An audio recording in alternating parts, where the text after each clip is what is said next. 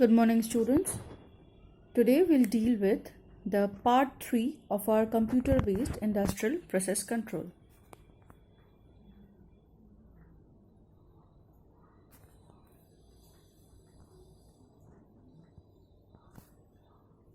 I'm Shari Das, your assistant professor from Department of Electrical Engineering of Ideal Institute of Engineering.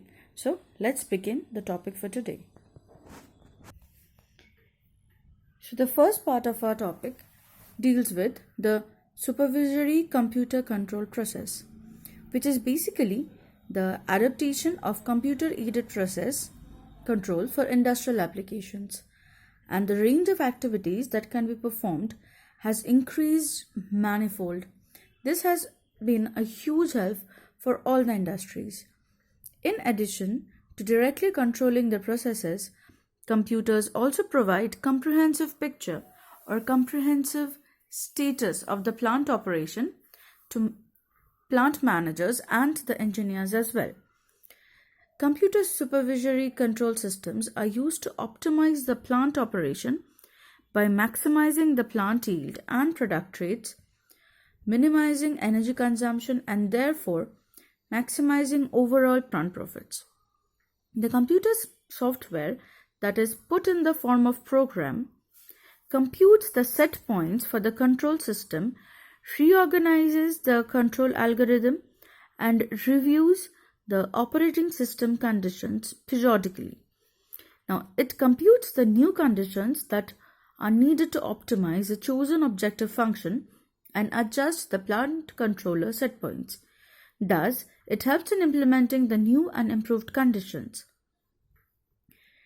To discuss a computer-aided control system, we'll be taking an example of an air blower in which the computer supervisory control has been implemented. Now, one computer can easily supervise and control multiple processes having multiple controllers, be it analog or digital. Now, to discuss this computer supervisory control or optimization system, this can be implemented to take care of three general types of optimizations in total, which are commonly encountered in the industrial process operations as operating conditions such as the reactor temperature, the reflux ratio, etc. Secondly, the allocation, that is the optimal distribution of a limited resource among several, be it parallel, that is alternative process, or fuel leaks, feedstock, etc. And lastly, scheduling, that is batch processing, cleaning, maintenance, etc. The figure shows the supervisory computer control system of an hot air blower, in which the schematics provided, we can easily see that the entire control is happening in the process end part, which basically has a centrifugal fan blower which blows air over the heating element and into a tube. Now, the hot air temperature at the output is measured by let us say a thermocouple, or be it any other measuring device, which through signal conditioner generates a proportional voltage signal to temperature. The output temperature in this process may be increased or decreased by varying the heater current. The air inlet valve opening and closing for flow of air into the blower is adjusted by, let's say, a means of a reversible motor. Now, this part operates at a constant speed and is turned on and off by the logic signal which is applied to the motor itself from the supervisory computer.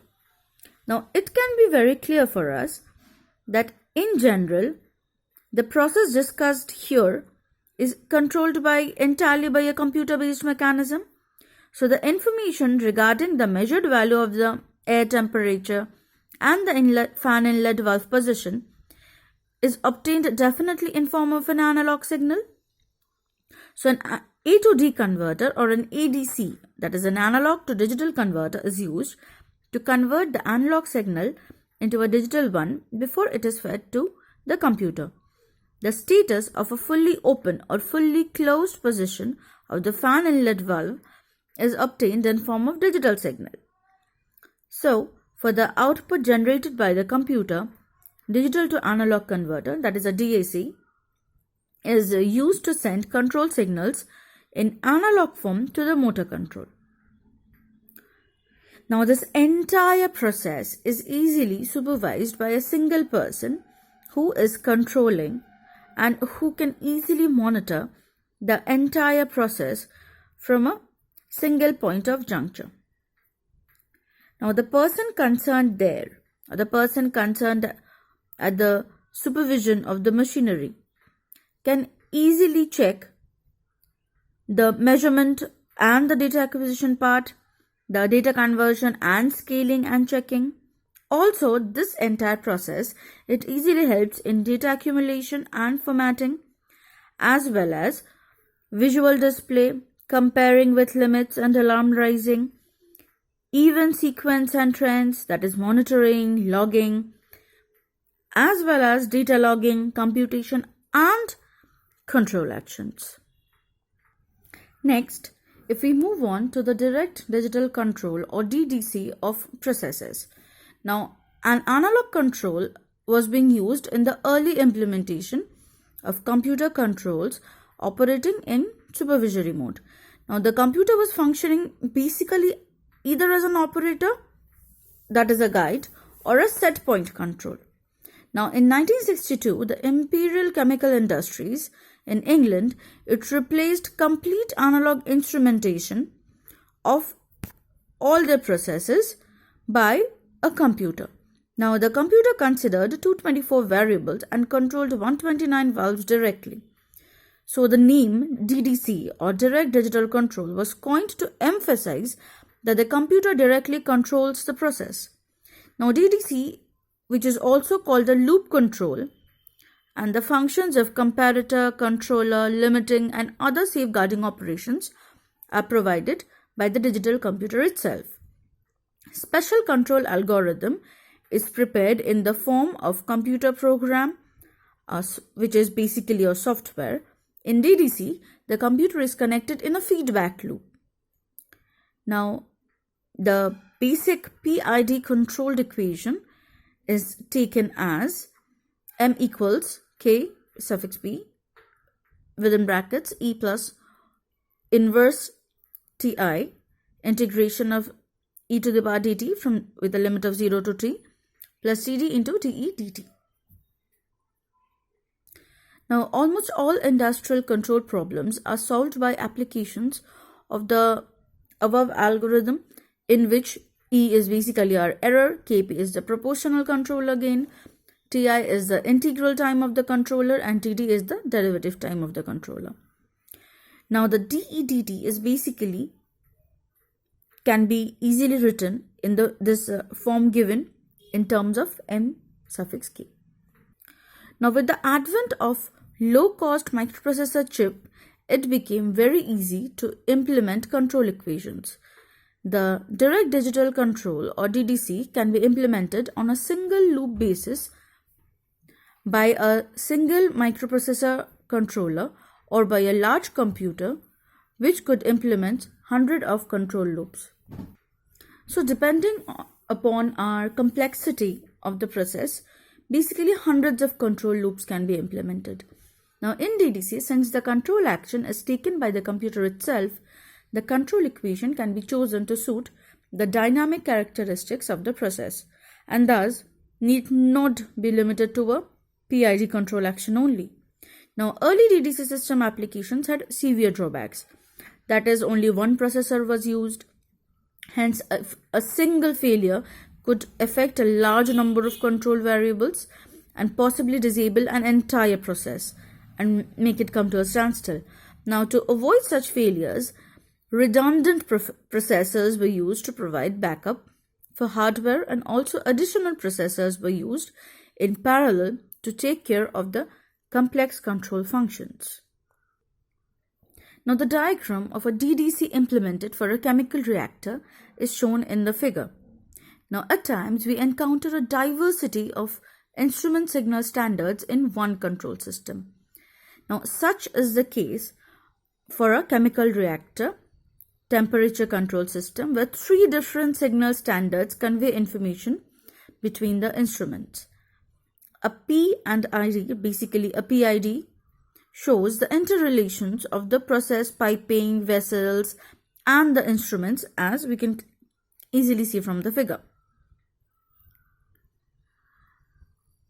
Now, the purpose of this control system is to ensure that the chemical solution inside the reactor vessel is maintained at a constant temperature. A steam heated jacket envelops the reactor vessel, transferring heat from the steam into the chemical solutions inside. Now, the control system maintains a constant temperature by measuring the temperature of the reactor vessel and throttling the steam from a boiler to the steam jacket to add more or less heat as per requirement. Now, basically, here we begin as usual with the temperature transmitter, which is located very much near the bottom of the vessel. Now, there are different lines used to connect the temperature transmitters with the temperature indicating controllers, where various chemicals and inlet valves, that is a TT or PTs, are attached. Now, the transmitter in this system is actually a digital computer, and so is the controller. Now, the transmitter reports the process variables to the controller using digital bits of information. Now, the digital instrument signals are capable of transferring multiple data points rather than single data points, as is the case with analog instrument signals. This means the digital instrument signals may convey device status informations such as the self-diagnostic test results as well as the basic measurement values. So in other words, we can easily say that the digital signal coming from this transmitter will not only tell the controller how hot the reactor is, but it may also communicate to the controller how well the transmitter is functioning. Now, the line exiting from the controller shows it to be analog in nature. Now, this is basically controlled, or rather it actually controls the mux controller.